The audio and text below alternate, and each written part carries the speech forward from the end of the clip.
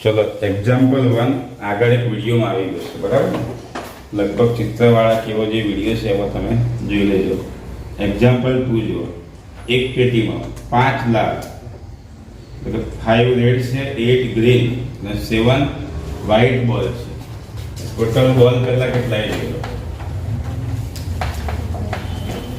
એને આપણે n કહીશું ઇક્વલ ટુ રેડ કેટલા છે 5 प्लस 8 प्लस 7 5 છે રેડ છે 8 ગ્રીન છે અને 7 કેવા છે વ્હાઇટ ઇઝ ઇક્વલ ટુ 8 ને 5 13 ને 7 ટોટલ n ઇક્વલ ટુ કેટલા 20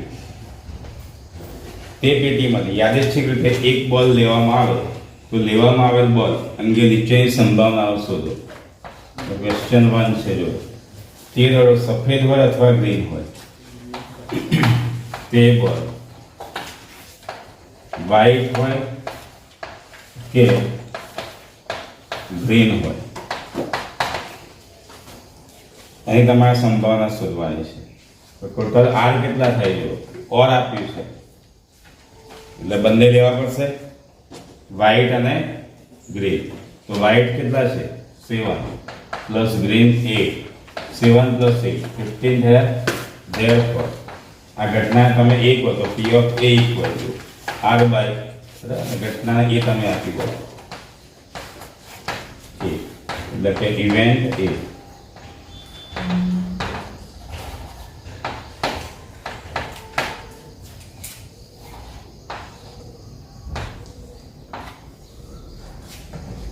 is equal to 15 upon 20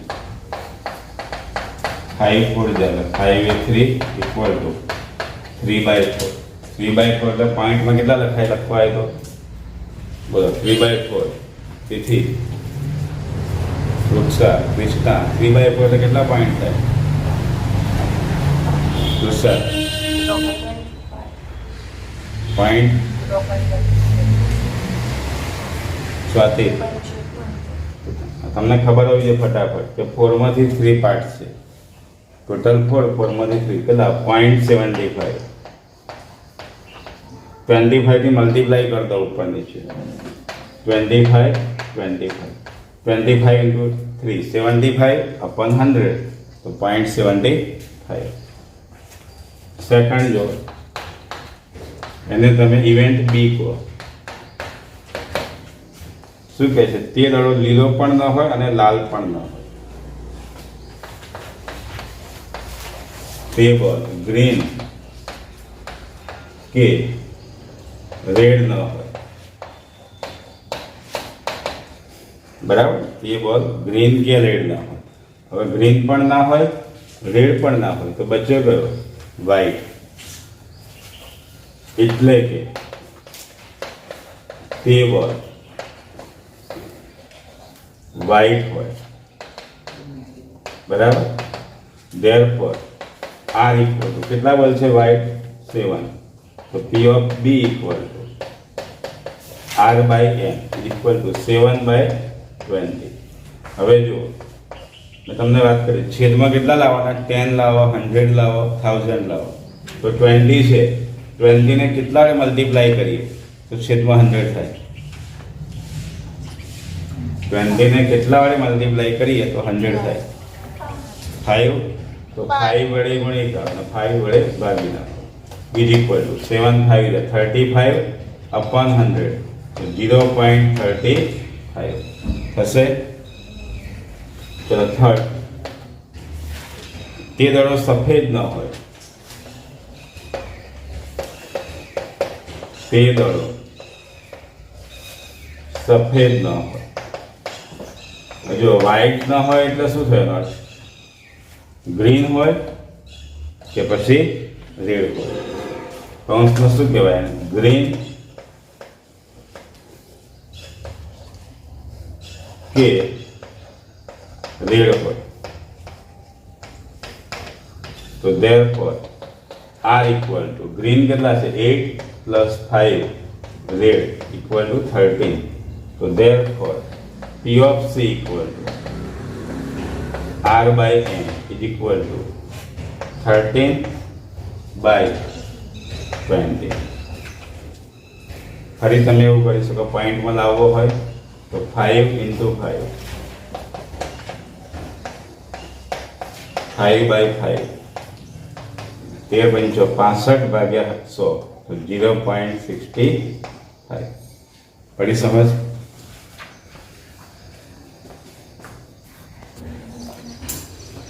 example 3 जो બે સમતોલ સિક્કા એક સાથે ઉછાળવામાં આવે તો તે સિક્કાઓ પર મળતા પરિણામ અંગે નીચેની પ્રોબેબિલિટી શોધો. જો બે સિક્કા ઉછાળવાના, તમે બે કોઈનને ઉછાળો તો પહેલા તો યુ શું હોઈ શકે? જો બંને ઉપર શું આવે? એચ હોઈ શકે. બે સિક્કા તમે એક સાથે લો અને ઉછાળો તમે તો બંને ઉપર એચ હોઈ શકે, કાં તો એચ ટી, કાં તો ટીએચ, કાં તો શું હોય? ટીટી. કેટલા એમ મળે? એન ઇક્વલ કેટલા મળશે? 4 રિઝલ્ટ પોસિબલ છે, બરાબર. હવે એમાંથી તમે જો ક્વેશ્ચન 1 શું કહે છે, એને ઘટના એક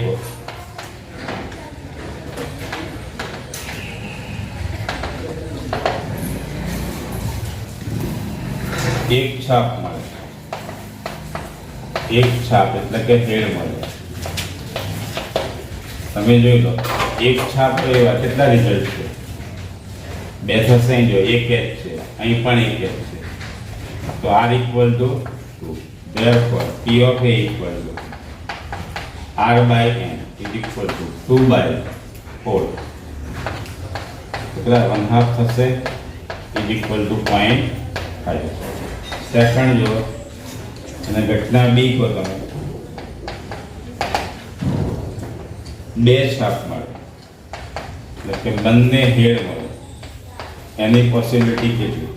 તો P of B equal R by N. ચલો બે છાપ એવું કેટલી વખત છે? બોલો આ બાજુ સ્મિતા. બે એચ હોય એવું કેટલી વાર છે આમાં? એક જ વખત, બરાબર. તો R equal to 1 થશે, 1 by 4 is equal to 0.25. હાડી જો ઓછામાં ઓછી એક છાપ મળે. આ બરાબર સમજજો. ઇવેન્ટ સી ઓછામાં ઓછી એક છાપ મળે.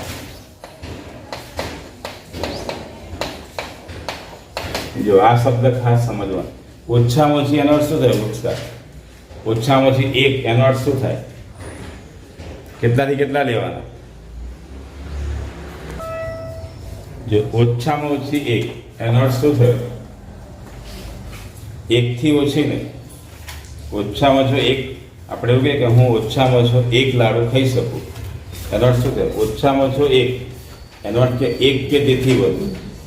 એક તો હું ખાઈ જ શકું, પણ એક કે તેથી વધુ. એક કે તેથી વધુ. ચલો તો એવા કેટલા ઘટક છે શોધી કાઢો. એક કે તેથી વધુ. અહીં આગળ એક એચ છે, અહીં પણ એક એચ છે, એટલે 1 2 અને બે એચ વાળા પણ ચાલશે એટલે 3. એક કે તેથી વધુ એટલે 1 2 અને 3. તો R equal to 3. Therefore P of C equal to R by N is equal to 3 by 4. 3 by 4 તો કેટલા કહેવાય? 0.75. ચલો ફોર્થ નંબર જો શું કહે છે એમાં? એક પણ છાપ ન મળે. એક પણ છાપ ન મળે એટલે એક પણ એચ ન મળે. એક પણ એચ ન હોય તેવા તમે જો કેટલા ઘટક છે? જો અહીં પણ, અહીં તો એચ છે, અહીં પણ છે, અહીં પણ. આ જગ્યાએ એક પણ એચ નથી, તો R equal to કેટલા આવશે? 1. આવો જ ક્વેશ્ચન તમને એવું પૂછે કે એક પણ ટી ન હોય, એક પણ ટી ન હોય, તેમાં પણ કેટલા આવશે? R equal to 1. એક પણ ટી ન હોય, એનો અર્થ શું થયો? બંને એચ હોય. જો અહીં ટી છે, અહીં પણ છે, અહીં પણ, એટલે આ 3 ના આવે. તો એ ઘટનામાં પણ R equal to કેટલા આવશે? 1 જ આવશે. Therefore P of D equal to R upon N is equal to 1 by 4 equal to 0.25. બરાબર, લખી દો. તો એક્ઝામ્પલ 4 જુઓ. બે સમતોલ પાસા એક સાથે ફેંકવામાં આવે તો પાસા પર મળતા અંકનો ગુણાકાર 12 થાય તેની સંભાવના. હવે અહીં જો તમે બે પાસા આપણે ઉછાળીએ તો કેટલા ઘટક મળે? 36 મળે. તો 36 તમે લખવા જાઓ તો બહુ ટાઈમ જતો. તો આપણે જે જરૂર છે ડાયરેક્ટ લઈએ. અને એમાં બી જ્યારે કે 20-25 ઘટક હોય તો એ પણ લખવા નહીં બેસવાનું. ખબર પડે છે? કેટલીક વાર તમને કદાચ એવું બને કે અર્ધ બધા આવશે, 36માંથી 18 આવી જાય તો 18 તમે લખવા જાઓ તો પણ બહુ ટાઈમ જતો. તો એક ડાયરેક્ટ તમે આમ ગણી નાખવાના, સીધા 8 લખી દેવાના. બરાબર. અત્યારે તમને શું કહ્યું કે પાસા પર જે અંક હોય એ બંને અંકોનો ગુણાકાર 12 થાય તેની પોસિબિલિટી. બરાબર. તો લઈએ પેલા ધારો કે ઘટના A. ધારો કે ઘટના A પાસા પરના બંને અંકનો ગુણાકાર બંને અંકનો ગુણાકાર 12 થાય તે ઘટના. therefore r equal to શું આવી શકે? પહેલી લાઈનમાં તમે ચેક કરો 1 1 1 2 1 3 છેલ્લે 1 6. તો એક પણ નો ગુણાકાર 12 થશે? ના થાય. છેલ્લામાં છેલ્લો 1 6 આવે તો 6 into 1 તો 6 જ થયો. તો સેકન્ડ રોમાં જુઓ 2 1 2 2 2 into 3 6 2 4 8 2 5 10. એક જ ઘટક આવશે સેકન્ડ લાઈનમાંથી. કયો? 2 6. તો થર્ડ રોમાં ચેક કરો 3 1 ના આવે, 3 2 નહીં, 3 4 આવશે થર્ડ લાઈનમાંથી. 3 into 4 12 થયા. બરાબર. 3 5 15 3 6 18. તો ફોર્થ લાઈન 4 1 ના આવે, 4 2 ના આવે, કયો આવશે? 4 3 4 into 3 12 4 4 16 4 5 20. એકે નહીં આવે. બરાબર. ફિફ્થ લાઈન લો આવશે ભાઈ? આવે જ નહીં. ફિફ્થ લાઈનમાં શું હોય? 5 ના આવે એવું, એમાં 12 આવે જ નહીં. બરાબર. તો 6 માં જુઓ 6 2 પછી પોસિબલ થવાનું છે? નહીં થાય. તો therefore r equal to કેટલા થાય? 1 2 3 અને 4. અને probability p of a equal to r by m 4 by 36. Total ઘટક કેટલા આવે બે પાસા માટે? 36. 4 9 જા 36 equal to 1 by 9. બરાબર. જોઈ લો છો.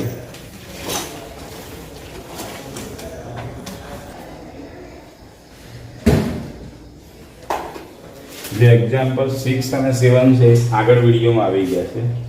અને એક્ઝામ્પલ જે 5 છે એમાં તમારે અવિભાજ્ય લેવાનું, સરવાળો અવિભાજ્ય થવો જોઈએ. તો અવિભાજ્ય એટલે તમે થોડી સમજ આપી દઉં છું. એક્ઝામ્પલ કયો હતો? ફિફ્થ માટે પાસા પરનો જે અંકોનો સરવાળો છે એ આમાંથી કંઈક હોવો જોઈએ. 2 હોવો જોઈએ, 3 5 7 11. જો છેલ્લી 6 6 પેર હોય તો 6 + 6 12. 12 થી ઉપર જવાનો નથી. સરવાળો ક્યારે 12 થી ઉપર નહીં જાય. હવે તમે જુઓ કઈ કઈ પેર આવે? 1 1 આવશે ને, 1 + 1 2 છે, 1 2 1 + 2 3 છે. બરાબર. પછી 1 3 જુઓ 1 + 3 4. અને 4 તો કેવો થઈ ગયો? વિભાજ્ય, કમ્પોઝિટ નંબર. તો 1 3 ના લેવાય.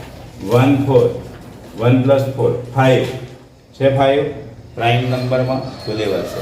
તો એ રીતે તમારે પેર લેવાય. 1 5 ના આવે, 1 + 5 6 થાય. 1 6 1 + 6 7. અને 7 અહીં છે અવિભાજ્ય. બરાબર ને? તો એ રીતે તમે કાઢશો તો r equal to કેટલા થશે? લગભગ 15 થશે. r equal to 15 તમને આવી પેર મળશે.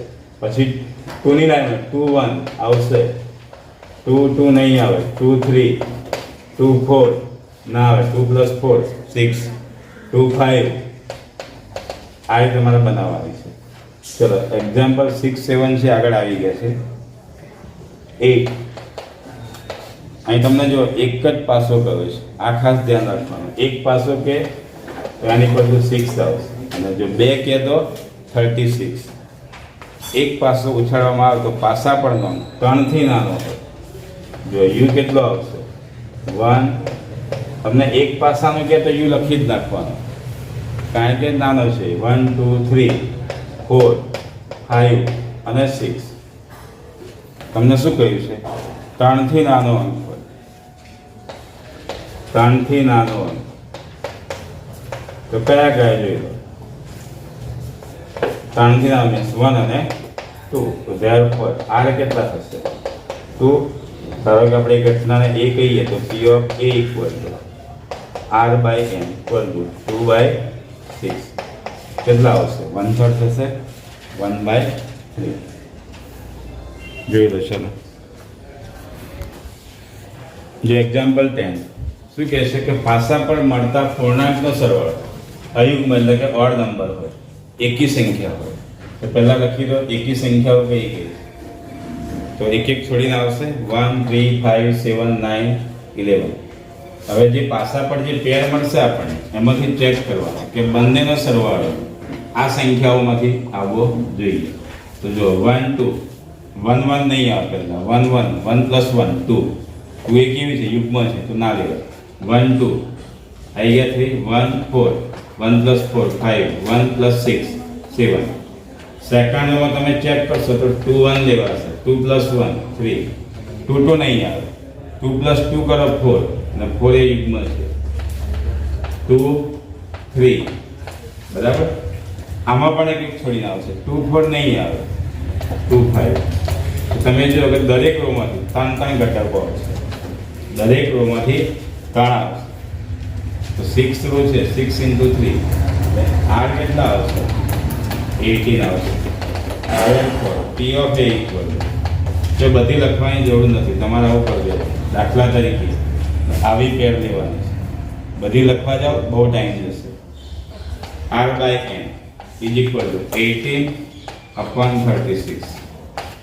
18 × 36 તો 1/2 થયા, ઇઝ ઇક્વલ ટુ 0.5. તમને આ જ ક્વેશ્ચનમાં હવે એવું કે યુગ્મ માટે, ઇવન નંબર માટે તેમાં પણ આવું જ આવશે, આ જ આન્સર આવશે 1/2. એક વખત અહીં પેર બદલાઈ જશે, 1 1 આવશે, 1 3 1 5 વગેરે. બરાબર.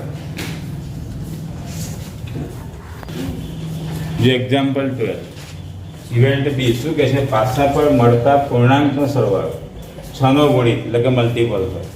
તો 6 ના મલ્ટીપલ કયા કયા? 6 નો ઘડીઓ તમે યાદ કરો, 6 12 18 24. સરવાળો તમારે 12 થી ઉપર જવાનું નથી. છેલ્લો ઘટક 6 + 6 12. તો આપણે 2 3 લઈ લીધા. તો હવે માંગેલ જોડ કઈ કઈ છે? પેર. તો તમે પહેલી લાઈન યાદ કરો. પહેલી રોમાં શું આવશે? 1 1 1 2 કોઈ ના આવે. 1 + 5 6 થાય, તો 6 છે, તો 1 5. 1 6 ના આવે. સેકન્ડ રો જુઓ, 2 + 1 3 ના આવે, 2 2 નહીં આવે, 2 + 4 આવશે, 2 4 6 થશે. 2 5 2 + 5 7 ના આવે, 2 + 6 8. થર્ડ રોમાંથી 3 1 3 + 1 4 ના આવે, 3 3 આવશે, 3 3 3 + 4 7 નહીં આવે, 3 5 નહીં, 3 6 9 3 + 6 9 એ પણ ના આવે. ફોર્થ રો જુઓ, 4 2 બરાબર. પછી બીજું આવશે કઈ? વિચારો. છેલ્લે 4 6 10 ના આવે. હવે 5 ની લાઈન લો, 5 1 બરાબર. પછી પોસિબલ છે 5 માં? નહીં આવે. 6 માં જુઓ, 6 1 6 + 1 7 થઈ જાય, નહીં લેવા. 6 2 નહીં, 6 + 4 10 6 6 6 આવશે, 6 6. તો ધેરફોર r કેટલા થયા ચેક કરો, 1 2 3 4 5 ને 6. Therefore p of b equal to r by n is equal to 6/36 is equal to 1/6.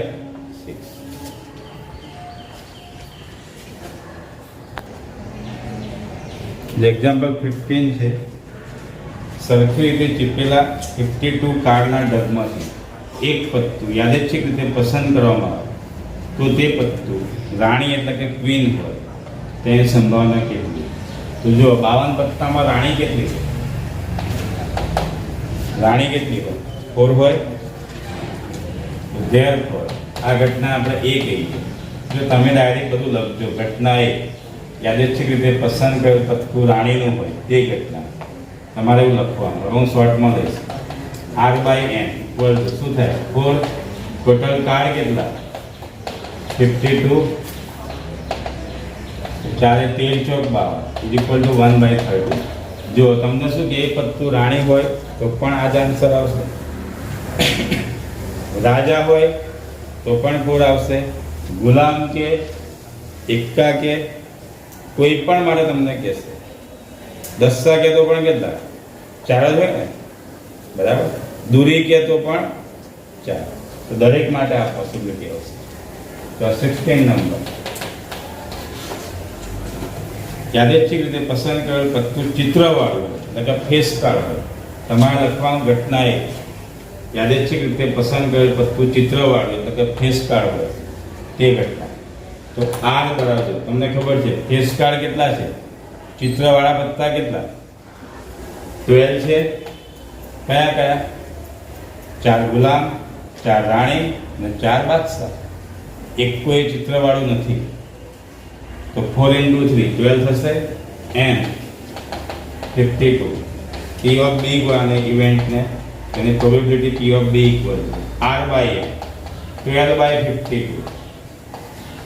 13 4 જા બરાબર. 4 એ કેટલા આવશે? 3 ઇઝ ઇક્વલ ટુ 3/13. જો ચિત્ર અહીં શું કહ્યું? ચિત્ર વાળું કહ્યું છે.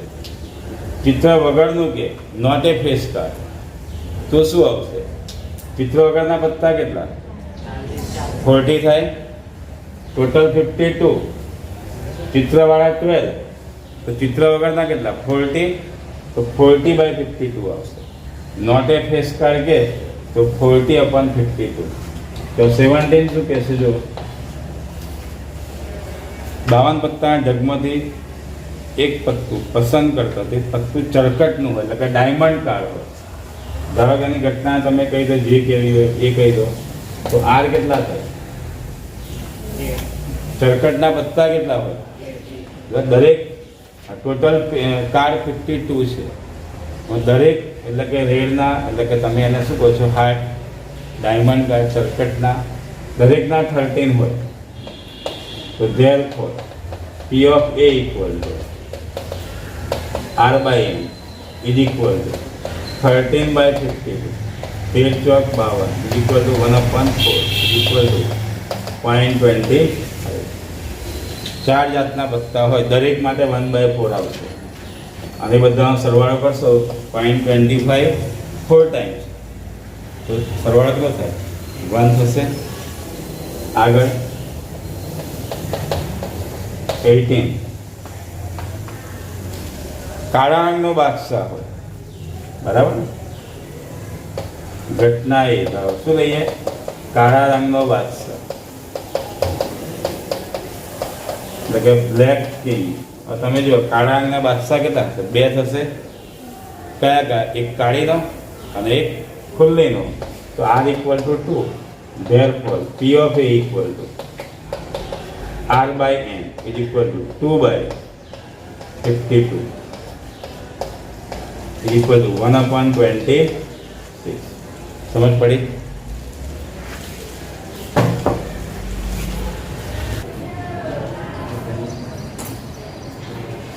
नाइनटीन जो શું કહે છે એમાં?